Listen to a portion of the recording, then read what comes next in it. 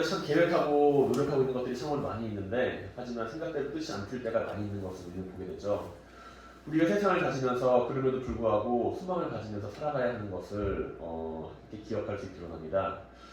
우리가 세상을 살면서 가지게 되는 삶의 소망은 참으로 다양하죠. 여러 가지 삶의 소망을 가지고서 우리는 함께 살아갑니다. 한 해를 돌아보면 참으로 많은 것을 소망하고 살았음을 보게 되죠. 그리고 이에 따라 우리는 기쁠 때도 있고 슬플 때도 있고 걱정할 때도 있고 여러 가지 희노애락을 함께 경험하면서 살아갑니다. 만약 우리의 삶에서 소망이 없다라고 한다면 어떨까요? 만약에 우리의 삶에 소망이 없다, 내 삶에 소망이 없다 그러면은 참으로 그 삶은 무기력하고 지루한 삶이 되지 않을까 생각이 듭니다. 왜냐하면 일을 해도 그 가운데에서 소망을 가지고 살아가는 사람은 기쁨으로 그 일을 하지만 소망이 없는 사람은 그 일을 하면서도 내가 왜 일을 해야 해 하면서 투덜거리고 원망하며 일을 하게 되기 때문이죠. 내일 내가 해야 할 일이 기쁨으로 다가오는 것이 아니라 내일 내가 해야 할 일이 귀찮음과 슬픔으로 다가오기 때문입니다. 소망을 가지고 살아가는 삶은 기쁨이 있지만 소망이 없는 삶은 아무런 기쁨이 없다는 이야기이죠. 우리가 이야기하는 유머 가운데 재밌는 이야기가 하나 있습니다. 일주일이 월요일부터 어떻게 시작이 되나요? 월, 화, 수, 목, 금, 토, 일. 맞죠? 직장인들한테 일주일은 어떨까요? 월, 화, 수, 목, 금, 토일.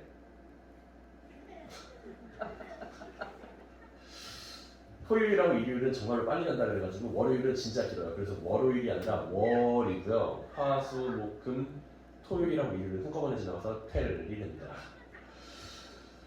왜 이렇게 시간이 흘러간다고 생각을 할까요? 금요일 저녁 시간이 제일 즐겁다고 생각을 하는데 왜 즐거울까요? 토요일하고 일요일이 있기 때문이죠. 내일 내가 쉴 수 있다라고 하는 그 소망, 토요일이 내일 나에게 주어진다, 일요일이 나에게 주어진다 라고 하는 그 소망이 있기 때문에 토요일과 일요일이 눈앞에 놓여있는 금요일은 정말로 기쁜 금요일이 될 수 있습니다. 조금만 버티면 돼. 조금만 버티면 쉴 수 있어.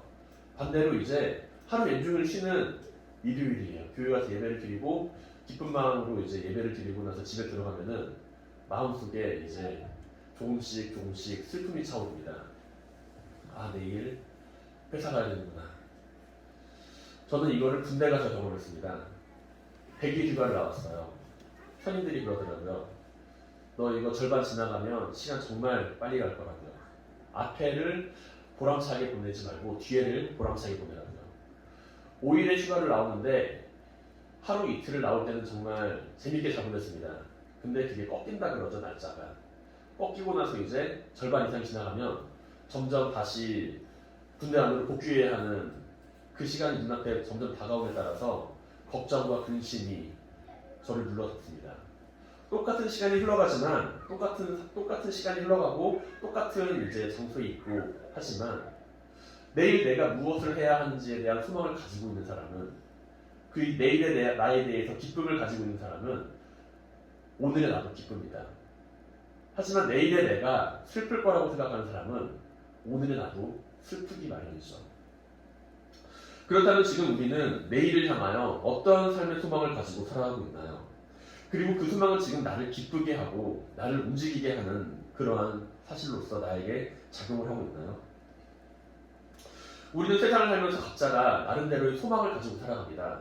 내일을 향한 소망이 있는 사람들이 우리의 삶에 여러 사람들이 있다는 것이죠. 여러한 삶의 소망들을 가지고 있는데 그런데 그 소망을 어떠한 소망을 가지고 살아가는지에 따라서 그 삶의 모습과 방향은 달라지는 것을 보게 되죠. 주님께서 십자가에 달려서 돌아가셨을 때 제자들은 그 삶에 있어서 소망을 잃어버립니다. 주님께서 십자가에 달려서 돌아가실 때 그들은 뿔뿔이 흩어집니다. 주님께서 십자가에 달려서 돌아가셨을 때 주님의 십자가 곁에서 남은 제자들은 한 사람밖에 없고 나머지 제자들은 다 각자가 흩어졌어요. 삶에서의 소망을 잃어버리고 주님께서 보여주셨던 그 모든 일들을 다 이제 잊어버린 채 주님의 곁을 떠났습니다. 그들이 처음 바라보았던 주님은 세상에서 로마의 압제에서 자신을 벗어나게 해줄 분이셨기 때문이죠. 주님께서 행하시는 기적과 기적의 능력을 바라보면서 그 모습 안에서 주님께서 왕이 되었으면 좋겠다 그 생각을 품었을 수도 있습니다. 그런데 십자가에 달려 돌아가신 주님의 모습을 보니 제자들의 마음속에서 소망이 사라졌어요. 언제 다시 소망이 생겼나요? 그 제자들의 마음속에 다시 언제 그 소망이 찾아왔나요?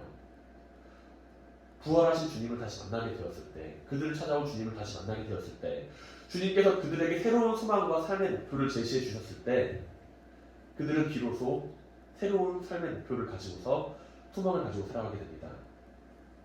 주님의 말씀을 따라서 함께 모여서 오순절 마가의 다락방에서 기도하는 가운데 성령 안에서 제자들은 자신들에게 맡겨진 사명을 깨닫고 새로운 소망을 가지고 세상을 살아갑니다.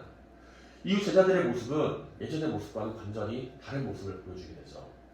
사람들의 눈을 피해서 도망쳤던 제자들의 모습, 좌절하고 절망 속을 헤매이던 제자들의 모습이 아니라 이제 사람들 앞에서 담대하게 복음을 전하며 예수 그리스도를 증거하는 생명사역자로 살아가게 됩니다.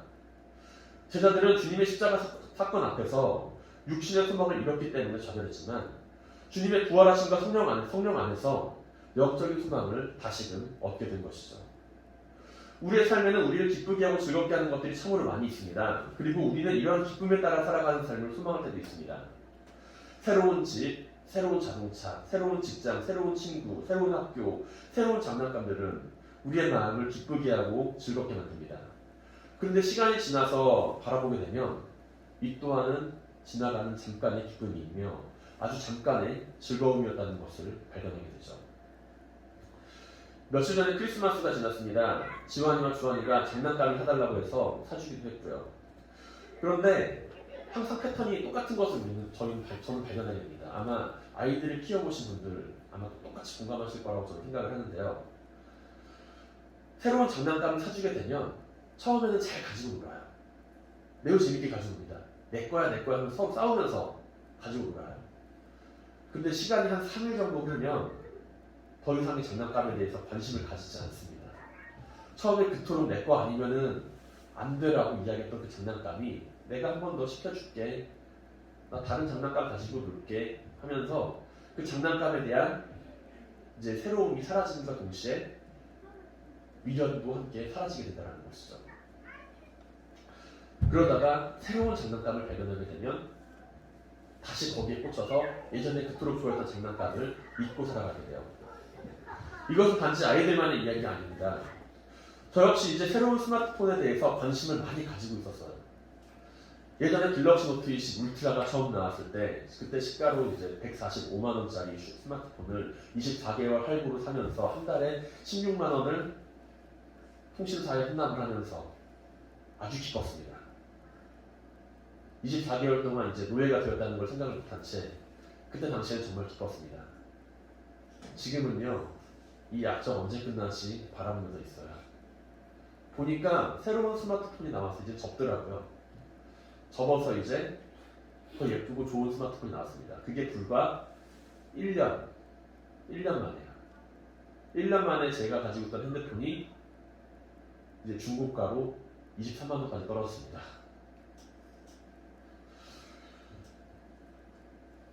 1년이 채 가기 전에 제가 가졌던 기쁨, 그때 이 기쁨이 사라졌어요.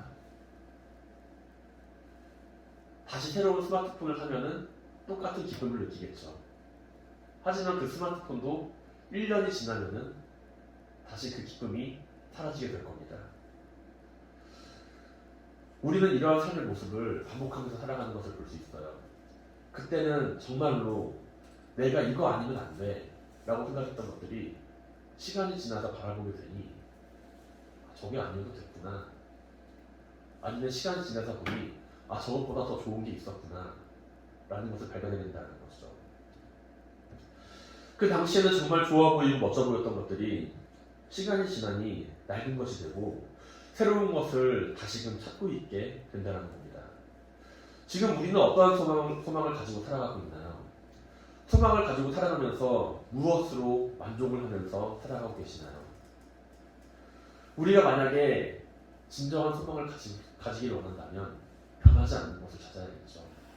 변하지 않고 영원한 것에 우리가 소망을 두고 살아갈 때 변하지 않는 기쁨, 변하지 않는 즐거움을 누릴 수가 있을 겁니다.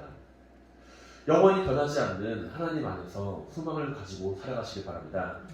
스마트폰이 1년이 지나면 새로운 스마트폰이 나와서 그 소망을 잃어버리고 그 기쁨을 잃어버리는데 영원하신 하나님께서는요 1년이 지나도 변치 않는 기쁨을 허락하시고요 10년이 지나도 변치 않는 기쁨을 허락하시고요 영원히 우리의 삶 가운데서 변치 않는 기쁨을 허락하시는 분인 줄로 믿으시기 바랍니다.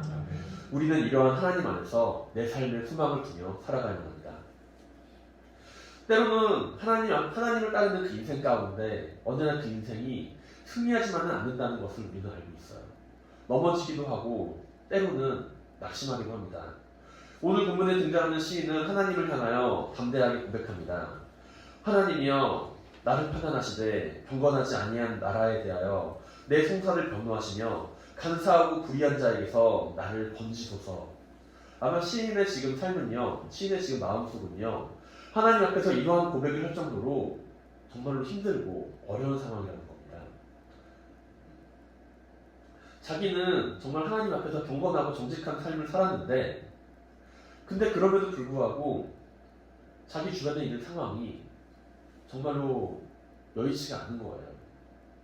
그래서 하나님께 하나님 내 송사를 좀 변호해 주시고 나를 좀 건져주세요 라고 이제 간절히 기도하고 있다는 것이죠. 지금 시인이 처한 상황은 승리하는 인생이 아닙니다. 오히려 많은 사람들 앞에서 조롱받고 쓰러짐을 경험하고 있는 인생이죠. 그의 원수들이 승리하는 것처럼 보였을 수도 있습니다. 그러나 그런 상황에서 시인은 하나님을 향하여 자신의 소망을 둡니다. 그가 처한 상황 가운데 아무런 소망이 없어 보임에도 불구하고 그는 하나님을 향하여 하나님의 성수를 향하여 소망을 두며 기쁨을 가지고 하나님 앞에 찬양을 합니다. 성경 안에 등장하는 여러 인물들 가운데 다윗은 놀라운 축복을 받은 사람이죠. 우리가 기억하는 다윗의 이미지 어떤가요? 정말로 위대한 이스라엘의 왕, 뛰어난 하나님의 사랑, 하나님께 놀라운 축복을 받은 사람, 많은 사람들이 존경하고 하나님의 일을 감당하며 세상적으로도 존경받은 사람, 그런 사람을 우리는 기억합니다. 근데 이스라엘의 두 번째 왕입니다. 첫 번째 왕은 사울이고 두 번째 왕은 다윗이죠. 이스라엘의 역사 가운데 전무후무한 위대한 믿음의 유산을 남긴 인물입니다. 많은 사람들은 다윗의 믿음처럼 우리가 하나님의 축복을 받기를 원합니다. 다윗이라는 이름, 그 이름만 들어도 이스라엘 민족은 정말로 마음속에 기쁨을 가지고 위대하게 여기는 이름으로 자리를 잡게 되고요. 다윗과 골리앗에 대한 이야기 다 알고 계시죠? 매우 유명한 일화입니다. 그런데 이러한 다윗이 언제나 승승장구하는 삶을 살았던 것은 아닙니다. 그가 이제 사사 사무엘에게 기름 부음을 받고 나서 바로 이제 이스라엘의 왕으로 세워진 것이 아니고요. 여러 시간이 지난 후에야 이스라엘의 왕으로 세워집니다.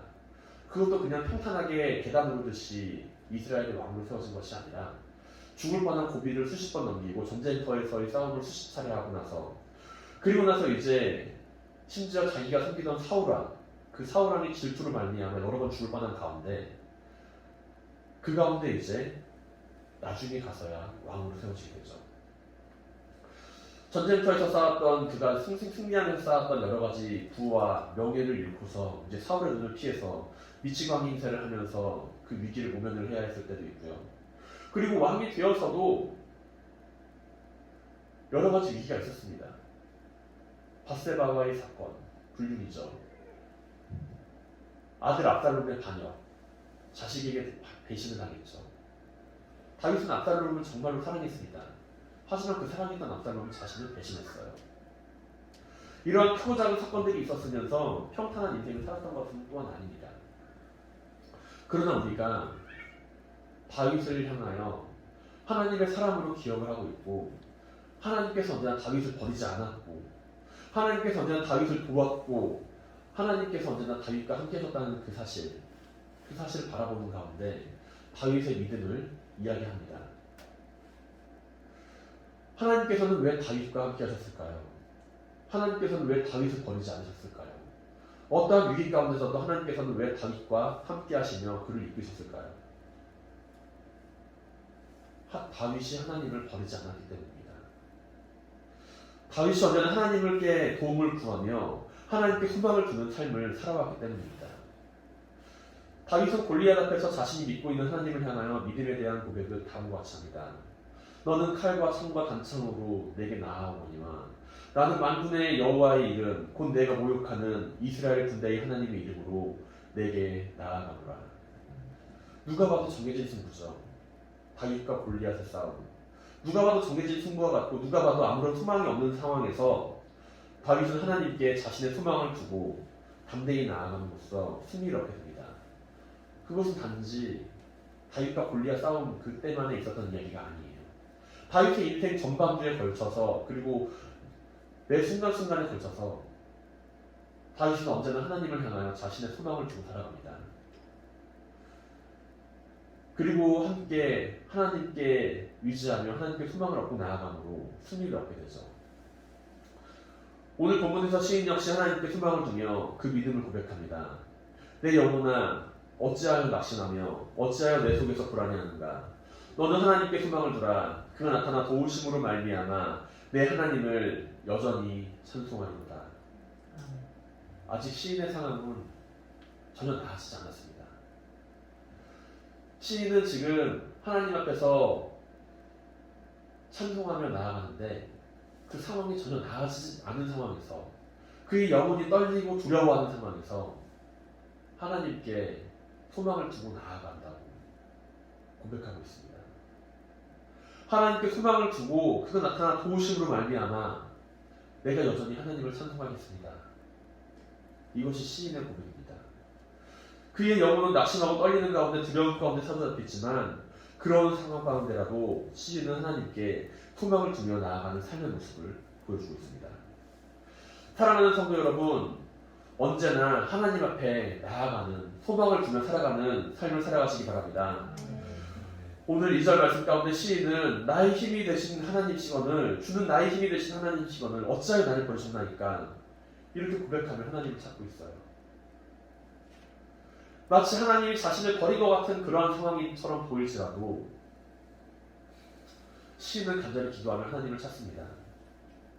주의 빛과 주의 진리를 내게 보내시어 나를 인도하시고 주의 거룩한 산과 주께서 계시는 곳에 이르게 하소서.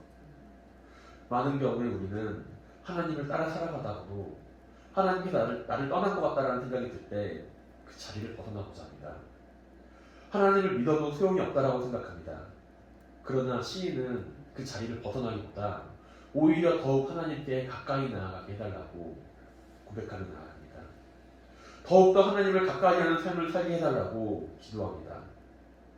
주님의 대전에서 하나님의 기쁨에 이르게 해달라고 기도하며 나아갑니다. 하나님을 찬양하며 나아가게 되기를 소망합니다. 그 이유는 하나님께서 지금 시인의 참된 소망이 되시며 참된 기쁨이 되신다는 것을 시인은 믿음 안에서 고백하고 있기 때문이죠. 사랑하는 성도 여러분, 우리의 삶의 소망이 세상의 헛된 부귀와 영화만을 따라 살아가는 것이 아니라 오직 한 분이신 하나님께 있기만을 소망합니다. 한 분 하나님께서 우리의 기쁨이 되시길 바랍니다. 사랑하는 하나님께 소망을 두고 한 해를 시작하시길 바랍니다.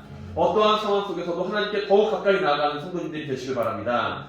2021년 돌아보면 참으로 다사다난했던 한 해이지만 그 가운데서 하나님의 도우심을 바라보며 기억하고 있다고 한다면 2022년 새로 밝아오는 한 해에도 하나님의 도우심을 바라보며 우리는 의지하며 나아갈 수가 있습니다. 당연하게 여겼던 것이 당연한 것이 아니었음을 경험하는 한 해였죠. 수많은 일들이 있었지만 그 가운데서 우리가 함께 이 자리에 모여서 한 해를 마무리하며 새로운 한 해를 시작할 수 있었던 것은 모든 것이 하나님의 은혜가 아닌가 생각됩니다. 2022년 우리들의 교회 표어는 하나님께 가까이 하는 삶, 하나님께 가까이 하는 교회입니다. 우리의 삶의 소망이 되시는 하나님을 더욱 가까이 하며 살아가고 그 삶이 하나님을 증거하는 복된 삶이 될 수 있기를 소망합니다. 오늘 시인이 노래하는 것처럼 어떠한 상황에서도 하나님을 찬양하며 나아가는 믿음의 소망을 가지고 세상을 살아가는 성도님들이 되시기를 새해 첫날 주님의 이름으로 간절히 축원드립니다. 아멘.